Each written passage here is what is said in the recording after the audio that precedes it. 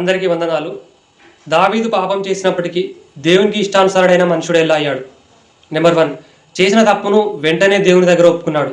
అయ్యో నా రాజ్యం ఏమైపోతుందో, నా అధికారం ఏమైపోతుందో అని ఆలోచించకుండా చేసిన పాపాన్ని వెంటనే దేవుని దగ్గర విరిగి నలిగిన హృదయంతో పశ్చాత్తాపపడ్డాడు. నెంబర్ 2, పూర్తిగా దేవునిపై నమ్మకం ఉంచాడు. దావీదు గోల్యాతుతో యుద్ధానికి వెళ్ళిన తర్వాత గోల్యాతును దావీదు ఏమంటాడంటే, గోల్యాతు నీవు కత్తిని, ఈటను, బల్లెమును ధరించుకొని వస్తున్నావు, నేను మాత్రం సైన్యంలోకి అధిపతియాగు యెహోవా నామమున వస్తున్నానని దావీదు అంటాడు. అంటే ఇందులో పూర్తిగా దావీదు దేవునిపై నమ్మకం ఉంచాడు.